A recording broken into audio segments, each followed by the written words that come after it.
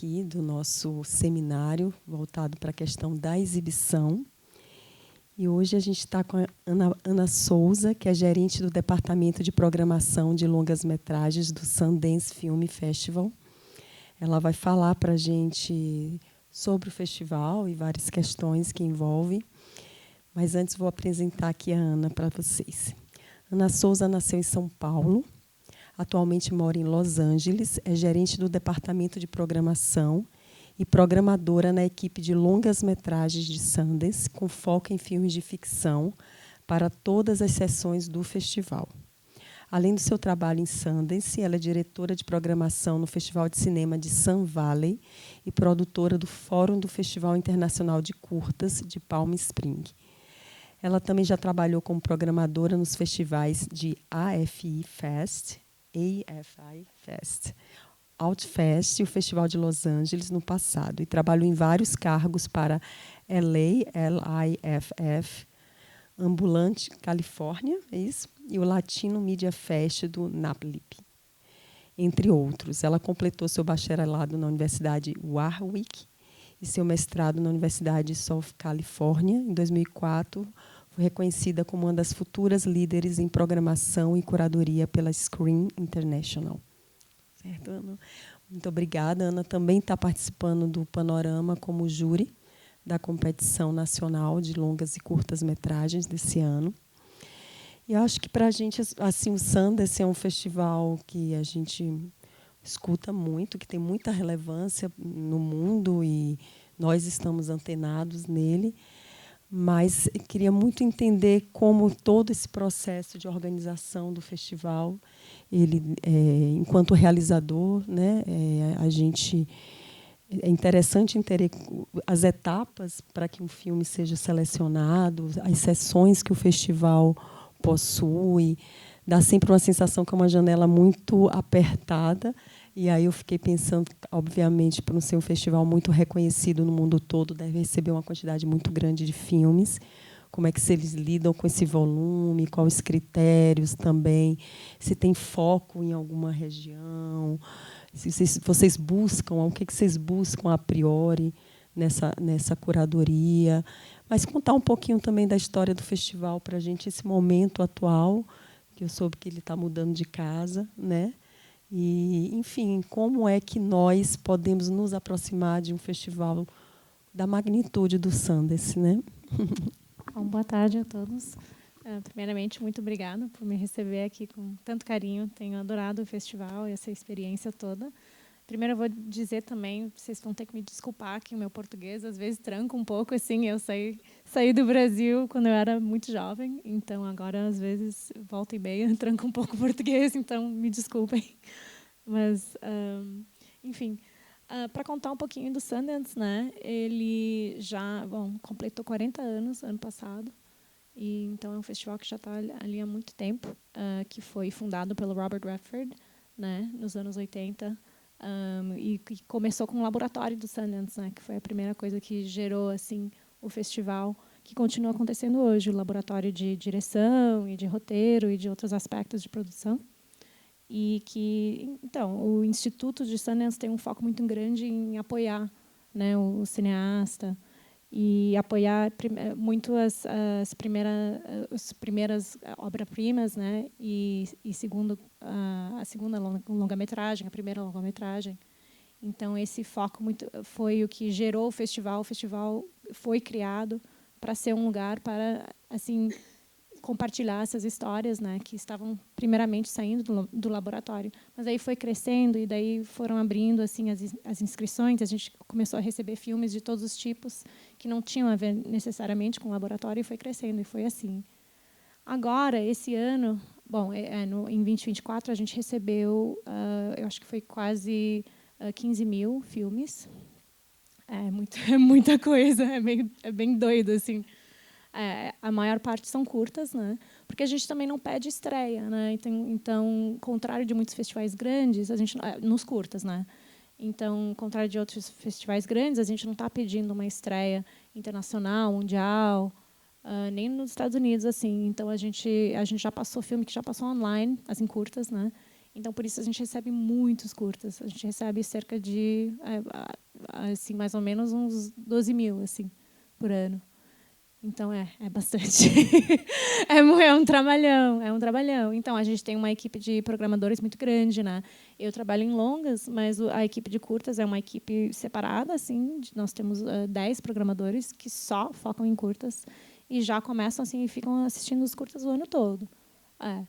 E o processo de curtas e longas é um pouco diferente, mas longas a gente pede uma estreia, né? Então, a gente pede a estreia ao mínimo internacional. Em geral, a gente dá preferência à estreia mundial. Mas a gente também... O nosso programa é bem pequeno, na verdade. A gente acaba passando 100 filmes por ano, mais ou menos. 100 longas, né? E mais ou menos uns 60 curtas. Então, esse percentual é bem pequeno, né? Que é uma pena. É sempre a parte mais difícil, né? Eu acho que tu deve saber muito disso também, né? Como programadora, né? Então, e esse processo, assim...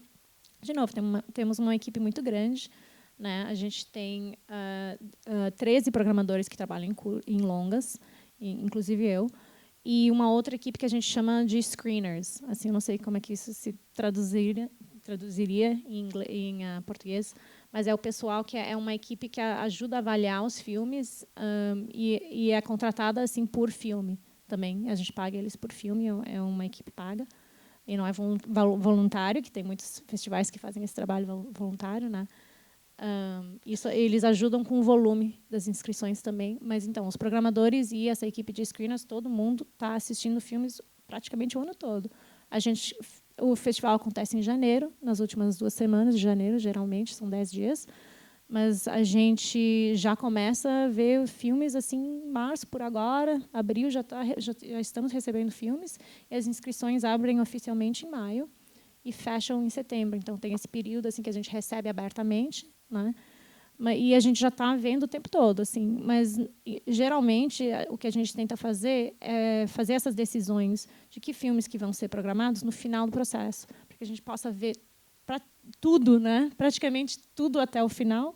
Só em alguns casos, se tem filmes que já estão prontos, assim, mais cedo nesse processo, né? Que já estão sendo mandados para a gente, mas que começam a receber outros convites a outros festivais, por exemplo, em Toronto ou Veneza, esses festivais que estão acontecendo na segunda parte do ano.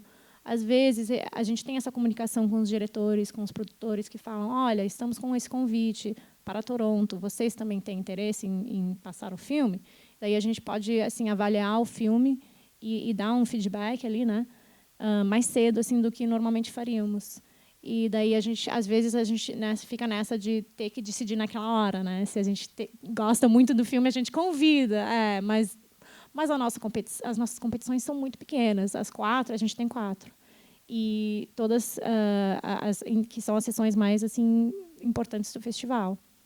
Então, tem 2 que são de filmes dos Estados Unidos, né? E tem 2 de filmes internacionais, fora dos Estados Unidos, e 2 de documentário, 2 de ficção.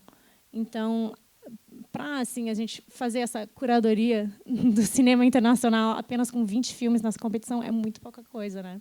Então, muito raramente a gente convida um filme cedo, antes de ter visto todos os outros filmes, porque a gente quer também equilibrar, né? E ver quais as regiões que são representadas no mundo, sabe? A gente não tem assim, a gente nós não somos um festival maior assim que nem Toronto, que a gente pode dizer, vamos ter 50 filmes latino-americanos esse ano, sabe? A gente não, infelizmente, não temos todo esse espaço. Então a gente acaba mudando muito, assim, tem anos em que a gente tem filmes brasileiros e tem anos que não. Então depende muito assim do que a gente está recebendo e de como o programa vai se formando, né? Os filmes que a gente assim que vão assim passando assim pelas etapas, basicamente. Você falou que são 4 programas de longa, 2 americanos e 2 internacionais. As competições são 4, mas aí tem sessões fora de competição também, né? Então a gente tem uma que chama Next, que é uma sessão assim de mais de filmes em geral assim que estão se arriscando muito assim esteticamente na narrativa e às vezes a gente documentários assim mais híbridos acabam muito nessa sessão também é uma sessão para diretores que estão realmente assim experimentando, né, com audiovisual.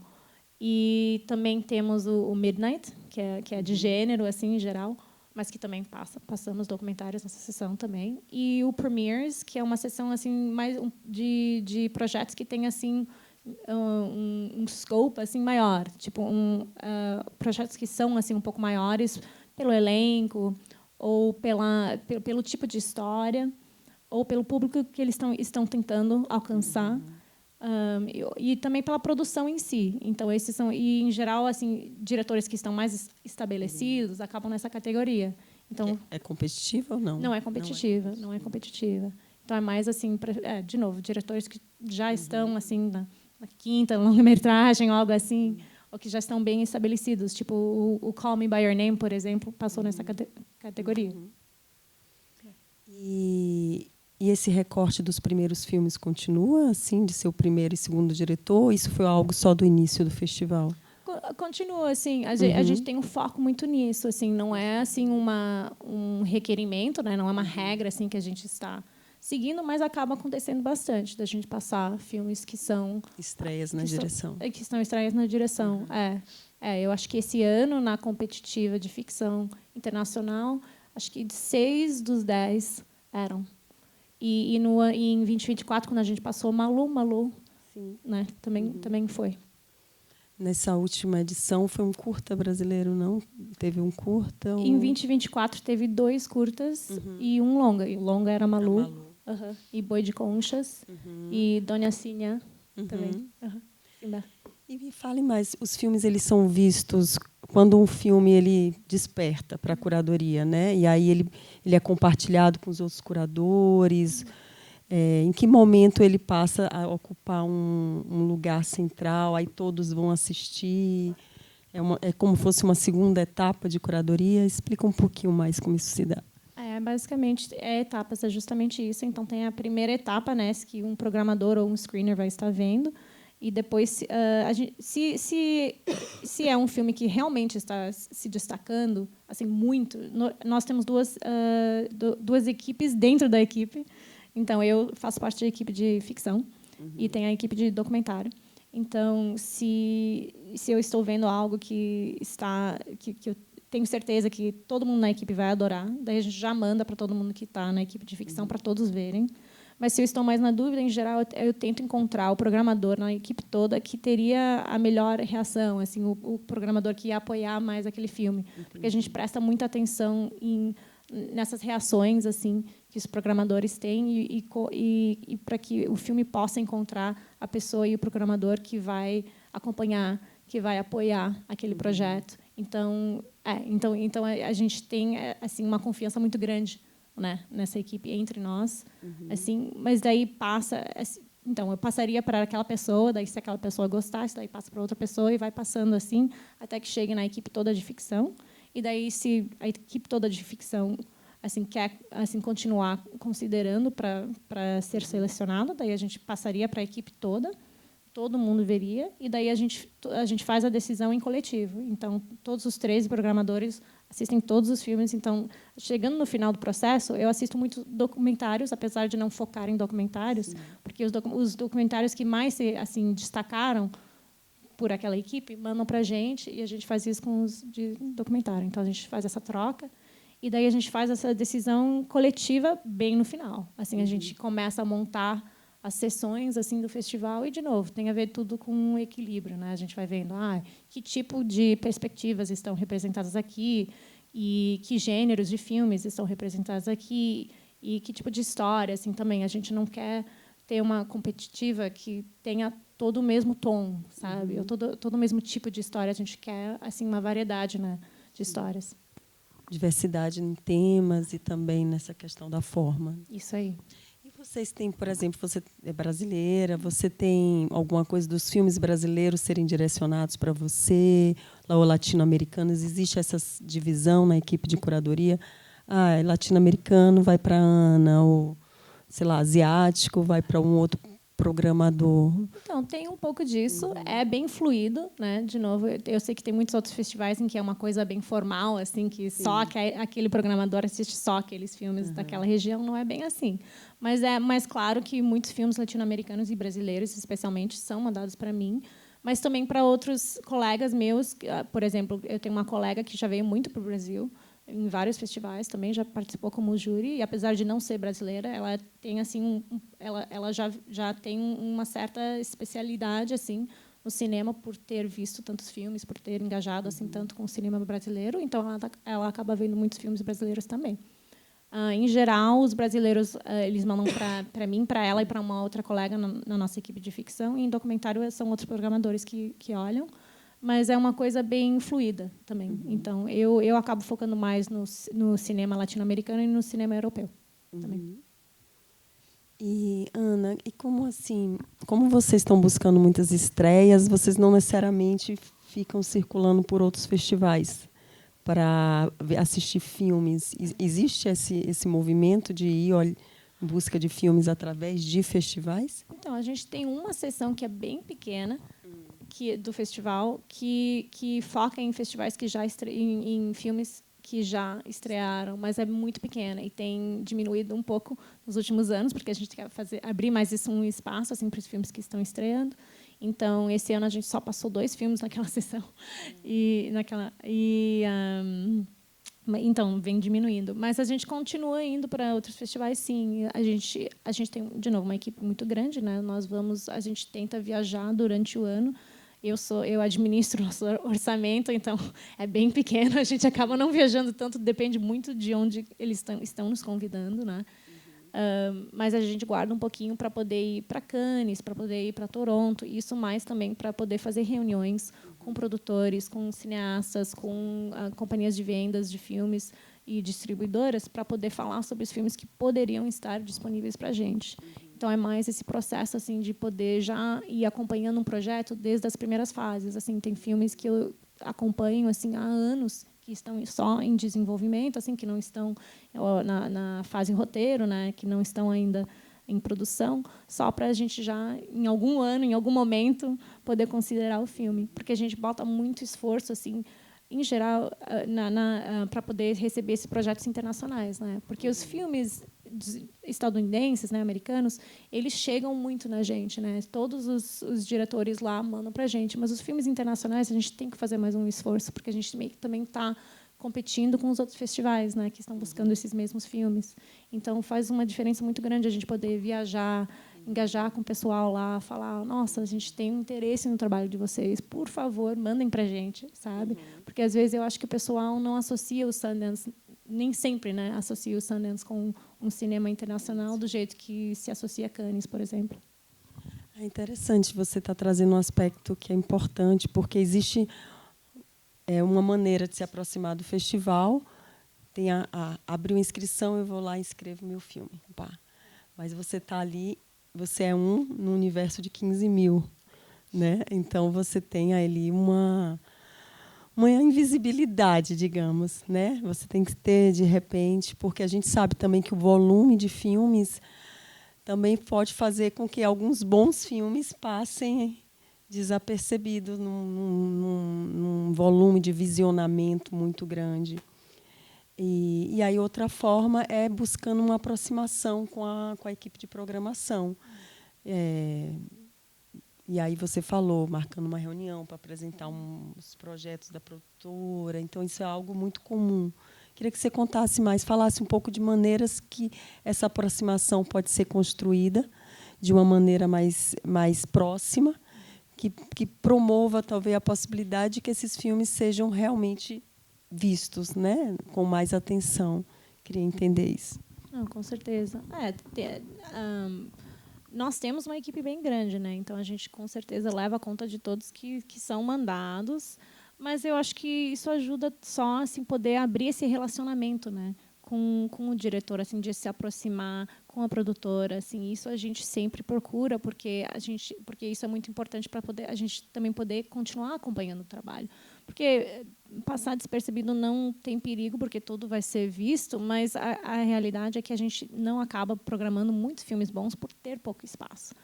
Isso que acaba sendo o maior problema, né? Então tem muito filme bom que não acaba encaixando ou que não chega assim de novo naquela a competitiva sendo tão pequena e tal, mas a gente sempre quer poder ter esse relacionamento aberto e continuar assim acompanhando o trabalho daquele diretor. Então mesmo ele não entrando, ele ou ela, enfim, a gente continua assim querendo poder acompanhar aquele trabalho. Então assim é algo que é bem aberto. Assim, quando eu estou em festivais, meus colegas também, a gente sempre fala, manda um e-mail para a gente, pode mandar direto. Assim, a gente estamos bem assim dispostos a fazer reuniões, a se conversar, a trocar e-mails, assim, fazer uma chamada de Zoom, enfim, tudo a gente tem assim, a gente o nosso formato de e-mail é bem fácil de acessar também, sabe? É o primeiro nome, o último nome e pronto. Assim, o formato é bem direto, assim. Então, a gente não está. Eu sei que às vezes eu acho que os festivais ficam com essa impressão. Eles dão essa impressão, né, de que tu manda o teu filme e fica meio que assim desaparece, né? Não sabe o que vai acontecer ou quem é que está vendo. Mas a verdade é que somos uma equipe de pessoas super apaixonadas pelo cinema e a gente quer assim poder preservar, né, o cinema independente. A gente sempre está assim batalhando muito por isso e sempre queremos ver e poder acompanhar o trabalho de novos diretores. A questão da participação nos laboratórios já credencia para estar nas mostras? Já tem uma relação entre essas etapas? Então, os laboratórios continuam, né? A gente tem equipes bem separadas que não assim se envolvem com o festival em geral, porque esses projetos também acabam depois sendo mandados para a gente no festival, né? Se passam pelo laboratório, eles também mandam para a gente, mas é uma equipe bem diferente que faz aquele processo de seleção, né? Todo dos laboratórios. A gente e não é assim tipo um fast track, né? Algo não é um shortcut nem nada que assim tu chegue mais rápido do que outras inscrições. A única coisa que muda ali é que a gente às vezes recebe assim atualizações da nossa equipe que vem acompanhando o projeto pelo laboratório, que pode nos dizer, olha só, eles estão nessa etapa, estamos esperando que o corte esteja pronto nessa data. Às vezes a gente recebe essas informações da nossa própria equipe, que já acompanhou o projeto pelo laboratório, né, que já pode compartilhar essas informações, e não necessariamente só dos diretores. Então, é mais assim uma diferença assim, no modo em que a gente está comunicando com aquela equipe do filme, né? Porque a gente tem um relacionamento um pouco diferente, né? E daí depois, se o filme acaba não entrando, a gente de novo tem que assim ter um certo cuidado assim maior, exatamente, para dizer, para ter assim compartilhar essa notícia, né? Então é mais assim no modo de comunicação que muda, mas agora o Sundance tem tantos laboratórios que normalmente a gente recebe entre 40 e 50 projetos que já passaram por algum laboratório do Sundance por ano. E se a gente fosse mostrar todos esses filmes, era a maior parte do programa. Então a gente nunca acaba acontecendo, né? Às vezes a gente acaba selecionando alguns, mas a maior parte não passa. Alguém gostaria de fazer uma pergunta? Tem uma curiosidade a respeito do festival? Ali, Maria.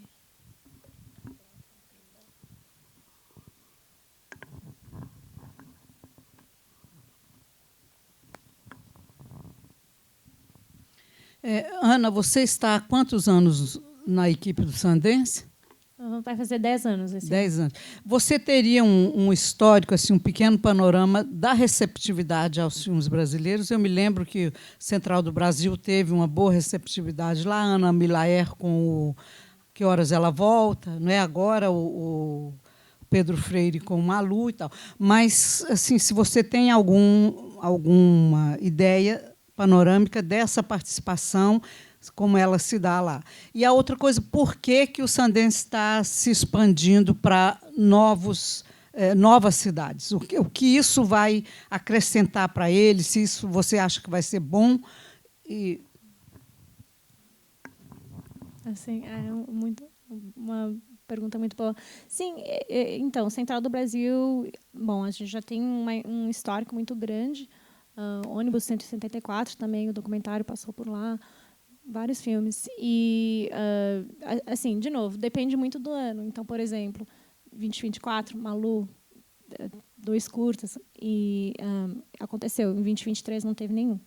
Então, varia muito, né? A Marte 1 estreou lá.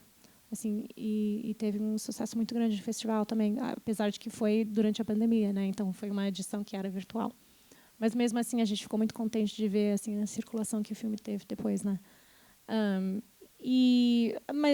Mas quase todos os anos a gente tem passado um. Assim, eu fico assim, muito impressionada com isso, porque, de novo, não é todos os anos que a gente consegue passar todos os países, mas o Brasil sempre tem uma representação assim, bem grande. Em 2019, eu acho que foi, a gente passou 3, se não me engano, foi talvez o recorde de 3 no mesmo ano, né?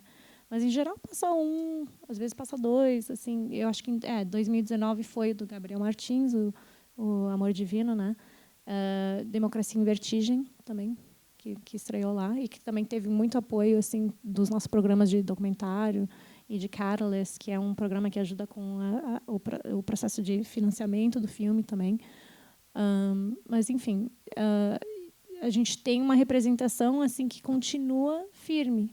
E assim, a gente recebe muitos filmes brasileiros, e isso é muito, muito bom. A gente sempre pode estar recebendo mais, né? Eu acho que, como muitos festivais no Brasil, eu acho que como curadora, assim, na parte de curadoria, eu estou sempre procurando assim também encontrar mais histórias que estão saindo do eixo Rio-São Paulo, né? Que é uma coisa que eu acho que assim continua crescendo, né? Mas que sempre a gente poderia estar recebendo mais. Eu acho isso é sempre o que eu procuro, assim, também, para ter, assim, de novo, uma variedade, uma diversidade, assim, no olhar dos diretores, e para a gente poder também ter uma representativa, assim, cinematográfica, né, do Brasil todo, assim. Então, e a segunda pergunta do Sundance está saindo, né, de Park City, em Utah, onde a gente esteve esses últimos 40 anos, né. Olha, é uma coisa muito difícil, porque a gente adora a cidade lá. Sempre foi sede assim, do festival, uma cidade muito, muito bonita, que tem acolhido muito o festival. Mas a gente chegou num momento que está realmente mais delicado, agora, né, dos Estados Unidos, por várias razões. Primeiramente, tem ficado muito caro produzir o festival lá. Depois da pandemia, bom, já era bem caro, mas depois da pandemia, agora, tem estado especialmente caro. Então, os cinemas, assim, a gente tem muitos cinemas que assim que são assim outros espaços que a gente converte em cinema, né? Então, o custo da produção fica bem alto, e isso vem ficando pior em cada ano. Então, a gente acaba diminuindo aos poucos os cinemas, né? E daí isso também fica difícil para a gente, porque a gente não consegue passar todos os filmes que a gente quer passar. Diminui a programação, né? Então, vai ficando menor e menor, e isso a gente também isso não é o ideal, né? A gente quer poder incluir mais filmes, a gente quer poder ter uma programação mais ampla, e isso tem sido um desafio muito grande, com Park City especialmente. E também a outra parte é que é uma cidade pequena e muita gente, assim, o pessoal do Sundance que trabalha no Sundance, né, não mora lá, porque é uma cidade assim bem turística, que é mais assim focada nas atividades de esqui e tal. Então, muita gente que vai lá vai só por isso ou para o festival. E, por isso, tem o preço assim dos hotéis e tudo mais é muito, muito caro, sabe? A média chegou nesse ano, acho que a média chegou durante o festival a $800 por noite. É uma coisa assim bem louca, que acaba sendo muito caro para o festival assim poder mandar os funcionários lá também, né? Porque a gente fica hospedado lá. Mesmo o pessoal que mora no estado de Utah, que trabalha para o festival, acaba morando em Salt Lake City, que é ali a cidade mais próxima, né? Mas para ser hospedado em Park City durante o festival também acaba acumulando muito. Então, todas essas razões estavam contribuindo. Agora também tem um pouco do aspecto político, né, que não foi algo que foi assim determinou completamente a mudança, mas é algo que a gente também está pensando muito, que tem mudado muito, né, e que tem piorado com o governo do Trump. E o estado de Utah sempre foi um estado muito conservador, e tem muitas leis assim que são especialmente leis antitrans que estão acontecendo. E a gente tem um público assim muito a gente tem um público trans, a gente tem um público LGBT, tipo, isso sempre fez parte do festival, né? O festival tem uma história muito grande de apoiar e de mostrar os filmes queer e tal. Então, para isso estar acontecendo nesse momento, assim, nos põe numa posição muito delicada, né? Da gente também não poder de ter certas restrições em certos espaços públicos, assim, aspectos que ficam bem complicados para a gente. Então, a gente já estava com isso acontecendo e agora piorou. E a gente falou, chegou numa hora que a gente estava pensando em como que seria a visão do festival, qual que seria a visão do festival num lugar assim mais acessível, num lugar assim que tenha a cidade que a gente vai se mudar, Boulder, em Colorado, e é uma área muito grande de estudantes também. Então vai mudar e é um estado democrata. Vai mudar muito, assim, eu acho, o acolhimento do festival, a dinâmica do festival e o público do festival também. Então eu acho que isso eu acho que vai ser algo muito bom. Acho que também vai ser algo difícil, né? Porque fazer essa transição nessa aí é algo sempre delicado, mas eu acho que vai abrir muitas oportunidades, na verdade, para a gente continuar crescendo o público e continuar assim podendo preservar o festival em si.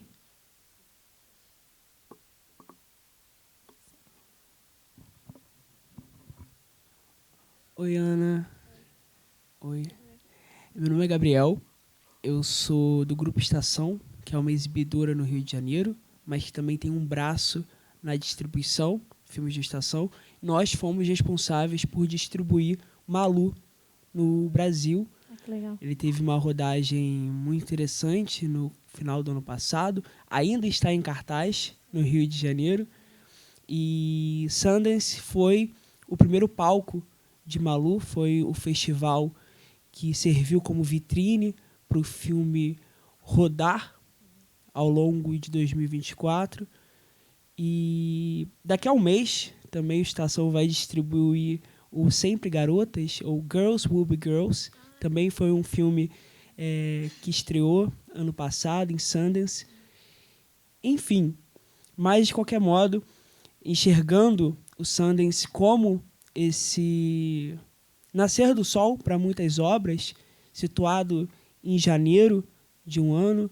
Vários desses filmes eles percorrem 2024, o ano inteiro, para depois conseguir até uma visibilidade na temporada de premiações, chegando até mesmo ao Oscar. Muitos dos documentários chegam ao Oscar. No passado, se não me engano, o Trilha Sonora para um Golpe de Estado conseguiu essa indicação. Mas, ainda assim, aqui no Brasil, eu enxergo pouca penetração de vários desses filmes que não ganham, pelo menos, distribuição cinematográfica como deveria. Conta aqui o caso do Estação, mas um caso mais excepcional do que uma regra que é estabelecida. Claro que para os filmes brasileiros é um universo à parte, mas muitas dessas obras que têm hoje muita penetração para os cinéfilos mais jovens, filmes esses que têm muita repercussão. Você comentou de cinema queer, um filme que passou, se não me engano, no Midnight, foi o I Saw the TV Glow, que não foi lançado nos cinemas brasileiros, chegou diretamente em streaming. E assim como, por exemplo, o Didi do Sean Wang. E, enfim, como você enxerga esse papel do Sundance como uma vitrine para obras, como a primeira relação dessas obras com o universo espectatorial dos espectadores de cinema, e como você enxerga essa participação, talvez, de distribuidoras brasileiras para comprar os filmes e conseguir fazer esses filmes reverberarem para além de Sundance. Sundance, embora pequeno nos Estados Unidos, hoje tem uma repercussão internacional bastante grande. Em muitos casos, consegue rivalizar para alguns nichos, para alguns públicos específicos, com os festivais tradicionais europeus de meados do ano e um pouco no final do ano. É isso. Uma ótima pergunta. Então, é uma questão, eu acho, muito complicada também, porque esses filmes continuam, os filmes que passam pelo Sundance, assim, mesmo atingindo prêmio do público, enfim, que nem o Sempre Garotas, que foi Girls Will Be Girls, né? Eles continuam enfrentando muitas dificuldades, né? Mesmo nos Estados Unidos e mesmo no mundo todo, assim. Eu acho que é algo que tem a ver, de novo, com esse problema que o seminário todo está relacionando, né? De encontrar o público, né? Aqui, de crescer o público para o cinema independente aqui. Então, eu acho que tem essa relação assim também. Mas, em termos do papel do Sundance, assim, a gente, claro, a gente não tem um mercado assim oficial, né? É uma coisa que meio acontece, assim, ao contrário de Cannes ou Berlim, é algo que acontece assim meio sem ser oficial, né? Durante o festival, os distribuidores vêm lá, estão procurando filmes. Mas algo que a gente tem feito e que tem sido muito legal, que aconteceu depois durante a pandemia, né, é criar esse festival virtual, que continua passando e continua rolando.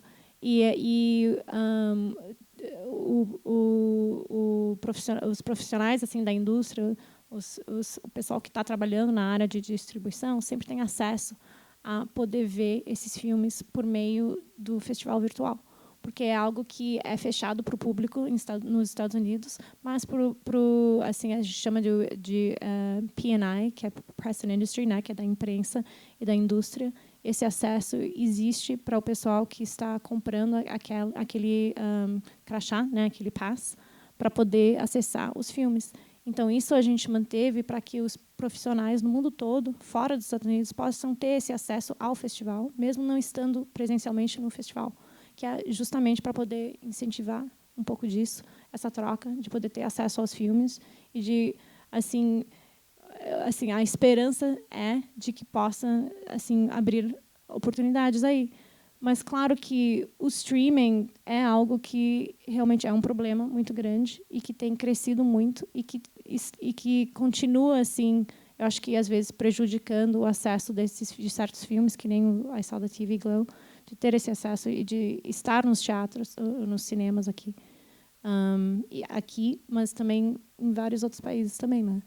O streaming assim tem uma certa assim chegou a dominar o mercado tanto que eu acho que a gente ainda tem que assim as janelas têm que mudar muito, mas assim também tem muitos filmes que passam direto por streaming que não tem essa oportunidade de poder conectar com o público, né?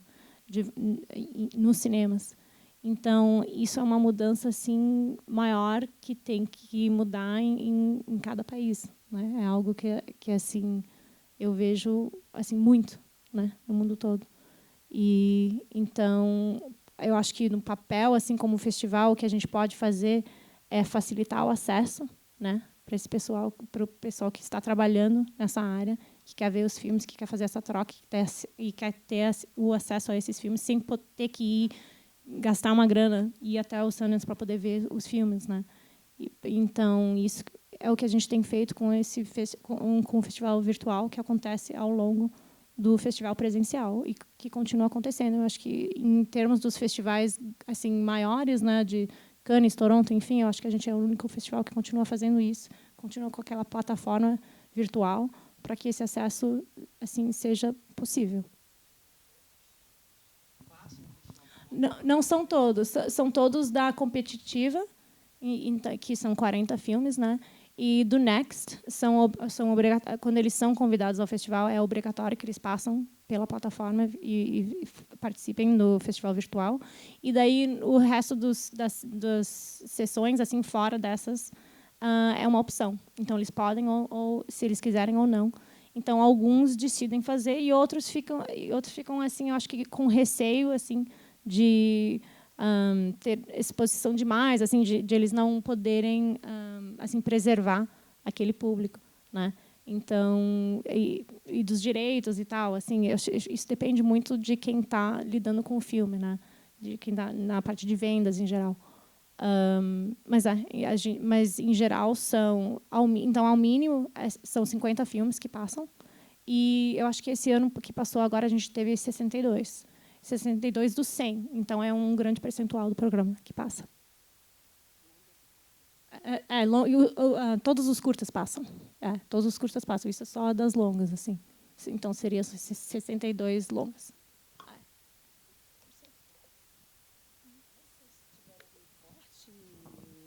Porque eu ouvi falar que muitas organizações que incentivam o cinema independente acabaram sofrendo corte de verbas com esse novo governo, e tanto que a gente estava fechando uma parceria com o Paradiso para trazer uma organização aqui, e, de última hora, eles cancelaram tudo. E aí, enfim, queria saber como é que está essa questão, né, do patrocínio das ações do Sundance.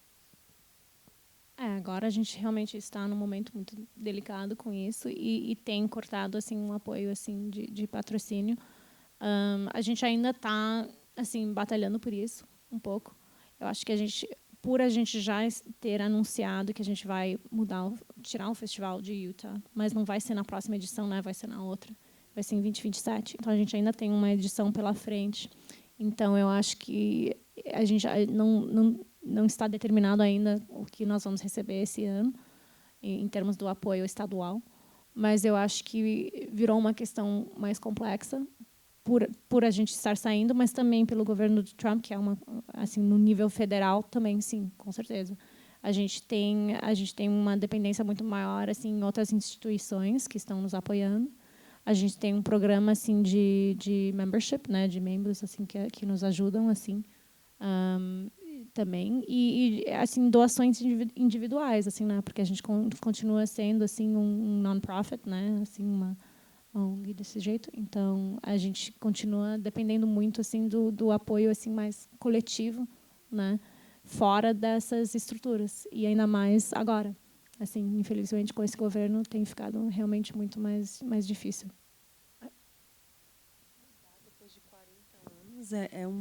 Deve impactar muito a cidade também, né? Assim, eu vi que como a realidade da cidade impactou o festival, mas vocês saírem vai provocar um grande impacto, porque não deixa de que durante o festival esse lugar vira um centro, né? Todos os olhares, e para quem está ligado à cultura, cinema no mundo, se volta e recebe muita gente, movimenta a economia. Como é que tem sido? E o próprio público que o festival já deve ter formado, né, em relação a receber esses filmes. Como tem sido? Como é que você tem avaliado esse impacto na cidade? Tem sido delicado, realmente, porque a gente já tem, esse público já tem crescido muito, né, nos últimos 40 anos. E tem um impacto assim, cultural e econômico muito grande na cidade. Né? A gente faz sessões em Park City, mas também em Salt Lake City, que é a cidade maior ali também. E foi difícil porque a gente já tinha anunciado esse processo assim de estar pensando em sair de Park City antes desse festival que aconteceu agora, né? Então a gente via que teve uma campanha assim muito grande do público falando: fiquem em Utah, fiquem em Park City, assim, as pessoas assim bem assim apaixonadas por isso, né? E bem assim engajadas com isso. Então isso é muito bom de ver, assim, claro, e a gente quer poder continuar tendo uma relação assim com o estado de Utah, mas eu acho que a gente também tem que pensar realmente, de novo, em como é que o festival vai poder sobreviver, né? Porque eu acho que é uma questão econômica e festivais em geral, assim, no mundo todo, né? Estão com cortes, mas e que está acontecendo com a gente também. Então a gente tem que priorizar assim o que vai assim facilitar a produção do festival. Então, por isso que a gente tomou essa decisão, né? Mas que não foi uma decisão fácil e que a gente realmente está ainda sentindo o impacto disso. A gente anunciou eu acho que não faz uma semana e meia assim que foi que a gente anunciou que a gente estava saindo de Utah. E já tem rolado umas conversas meio difíceis assim com os nossos parceiros em Utah, na verdade. Então é uma coisa bem complexa que a gente ainda está navegando e que eu acho que nesse ano que vem pela frente vai ser bem complexo. Vai continuar sendo difícil assim da gente enfrentar. E tem também assim, tem muitas pessoas que falaram: vocês não querem fazer parte dessa resistência, assim, ser um ponto de resistência, né? E uma resistência mais assim democrática, né, num estado conservador. E claro que tem esse argumento também, mas quando as estruturas assim estão deixando tão difícil, né, é algo que de novo a gente quer assim poder priorizar assim o acesso das pessoas aos filmes e poder também engajar com um público que está aberto para receber essas histórias, né? Em um lugar que está aberto para receber essas histórias também. Então é algo muito difícil assim para a gente, que tem um legado muito grande lá, né? Mas é algo que eu acho que também a gente tem que pensar onde é que as pessoas, onde é que os diretores, as equipes dos filmes, onde é que o público vai se sentir confortável para estar lá, acolhendo essas histórias, assim, recebendo essas histórias assim de braços abertos, né? Então tem isso.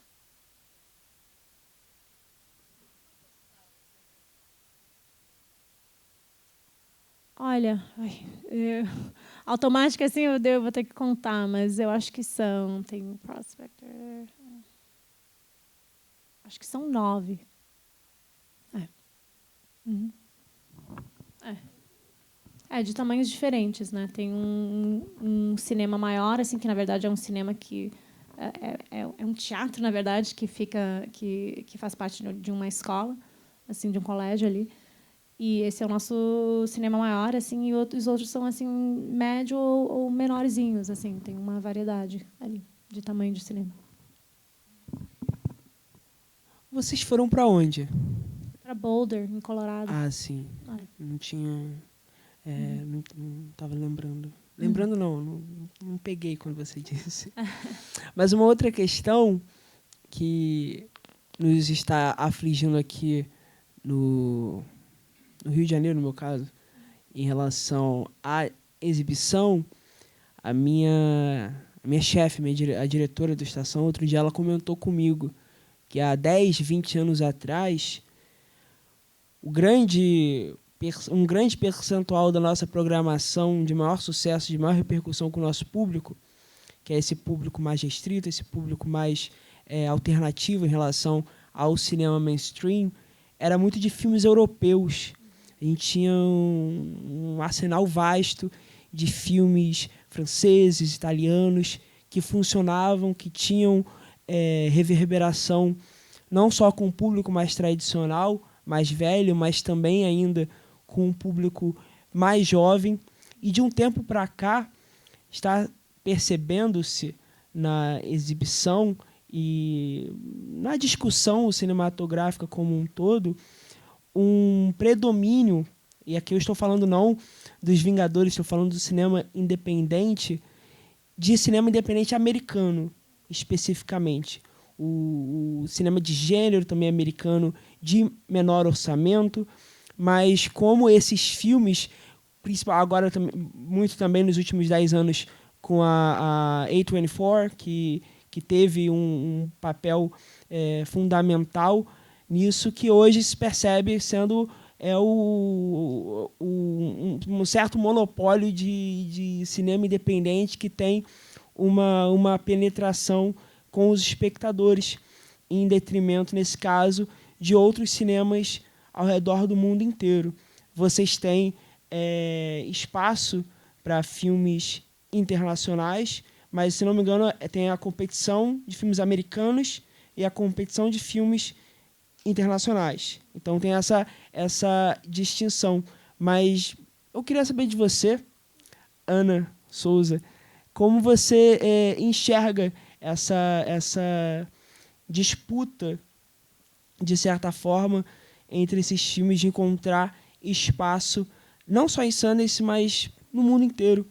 Né? Alguns anos atrás, o Parasita foi um exemplo glorioso de uma presunção que a gente estava tendo do cinema mundial alçando voos tão grandes quanto os de filmes norte-americanos, mas isso, de certa forma, deu uma estagnada e se manteve muito no mesmo patamar. Mas, enfim, é isso. Então, em termos do papel do Sundance, né, nós somos e continuamos sendo um festival americano, né? Então a nossa competitiva lá a gente tem a competitiva internacional, mas a nossa competitiva nacional é a competitiva americana, né? Então tem um equilíbrio aí que é meio delicado, mas que a gente também tenta enfrentar de modo de, assim, a poder dar certos recursos para diretores internacionais. Por exemplo, diretores internacionais que estão vindo para o Sundance, quando eles não têm um certo apoio para poder viajar até o festival, a gente acaba dando um apoio maior para eles, por exemplo. Isso que ainda, claro que há vários diretores americanos que moram muito longe de Utah, que também é complicado para chegar lá, dependendo de que estado eles estão vindo, né? Mas a gente acaba focando nos diretores internacionais. E na parte algo que a gente faz também na equipe de curadoria é que a gente foca em a gente organiza uns encontros entre o pessoal da indústria americana com os diretores internacionais que estão vindo de fora dos Estados Unidos, para que eles possam ter essa troca. Porque durante o festival sempre é meio doido, né? Sempre o pessoal todo está se conhecendo, mas nem sempre acontecem as reuniões que os diretores e produtores internacionais que estão vindo de fora dos Estados Unidos querem ter. Então a gente tenta criar essa relação entre eles para que eles possam também ter essa oportunidade de conhecer a indústria americana e também poder trabalhar nos Estados Unidos se eles quiserem fazer isso, né? Então a gente facilita essa troca e é algo que a gente faz só focado nos diretores internacionais. Então isso é só para falar um pouco do papel, assim, de como a gente quer, assim, enfatizar a importância do cinema internacional no Sundance, né? E que também, bom, eu já estou no festival há 10 anos, todo esse tempo a gente já tem tido a competitiva internacional, mas nem sempre esteve, né? No início do festival, o foco era muito no cinema americano e tinha filmes internacionais, mas que eram fora de competição. Então isso foi se criando aos poucos, né? E isso, de novo, é algo que a gente continua focando muito nessas viagens que a gente faz para outros países, essas trocas que a gente faz. Então, é algo que a gente continua ressaltando a importância. E a outra parte da pergunta, eu acho que eu estou me esquecendo um pouco. Pode repetir? Eu também me esqueci, eu vou avançar. Melhor ir para frente do que voltar para trás. Tá. Nesse caso, eu queria perguntar, em relação a esses filmes internacionais, como que é a distribuição deles nos Estados Unidos? Eu acho que o Malu não chegou a ser distribuído nos cinemas, foi? Eu acho que o Malu não chegou, mas outros filmes chegaram. Girls Be Girls chegou? Sim, chegou. Ótimo. Então, depende muito do filme, né? Tem distribuidoras menores, assim, mais focadas no cinema internacional, mas o cinema internacional continua enfrentando isso justamente que você estava dizendo que está enfrentando aqui, né? De não, assim, necessariamente chegar nas salas de cinema do jeito que o cinema americano chega. Está enfrentando isso lá também. Então é algo que, claro, que tem um público muito, assim, engajado com isso, que procura isso, né? Mas a realidade é que mudou muito com a pandemia também, né? E com o streaming. Então grande parte desse público também não voltou aos cinemas. E isso continua acontecendo. Então mudou muito a forma, né, desses filmes circularem. E, por isso, alguns conseguem alcançar e conseguem distribuição assim nos Estados Unidos e outros não. E isso é a realidade que a gente acaba enfrentando lá. Então, infelizmente, não é o ideal, né? Claro que o que a gente gostaria era que todos os filmes que passem por lá e que a gente exibe no festival conseguissem atingir e ter essa distribuição, essa circulação, né? Não só nos Estados Unidos, mas fora dos Estados Unidos, em outros países, e que essa troca do cinema internacional seja assim fortalecida, né? Mas eu acho que, infelizmente, ainda tem muito trabalho para fazer. E eu acho que o público é que tem que continuar apoiando isso e, assim, fazendo essas escolhas, né? Porque escolher ir para um cinema para ver um filme independente, internacional, ou ir para o cinema para ver um blockbuster, assim, essas são as escolhas que o público está fazendo no mundo todo, né? E eu acho que, infelizmente, depois da pandemia, tem ficado muito esse enfoque assim, em essa experiência cinematográfica sendo priorizada para o blockbuster, para algo de alto orçamento, sabe, para outra experiência.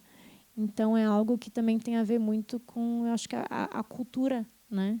A gente tem que continuar fortalecendo, criando e, assim, ressaltando a importância do cinema independente no cinema.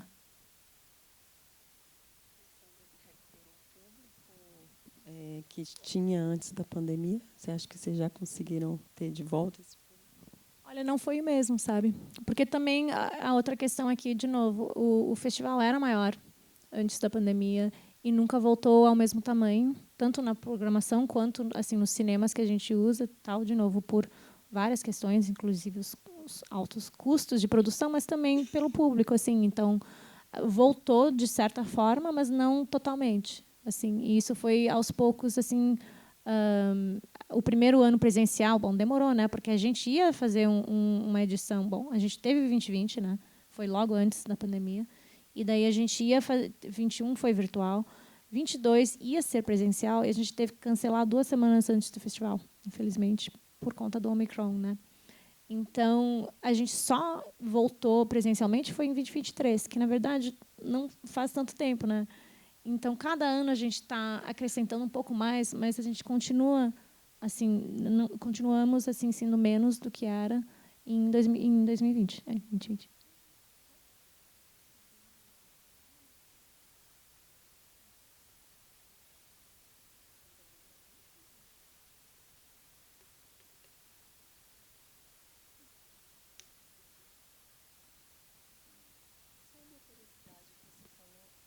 No último ano não teve nenhum filme brasileiro.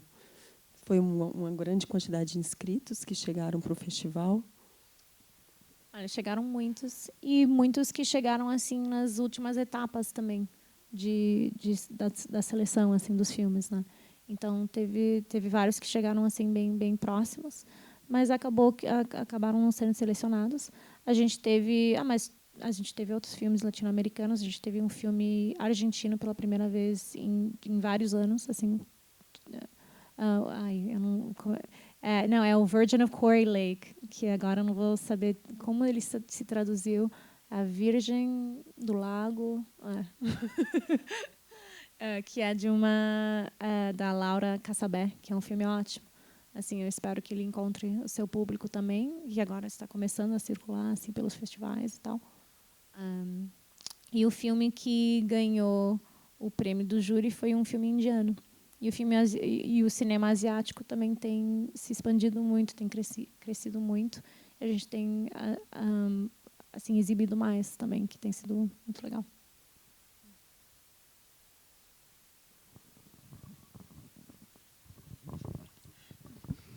Bom, acho que é isso. E também a Ana vai estar aqui, né, esses dias todos. Esses dias todos não, está acabando, na verdade. Até terça-feira, porque quarta ela vai cedo.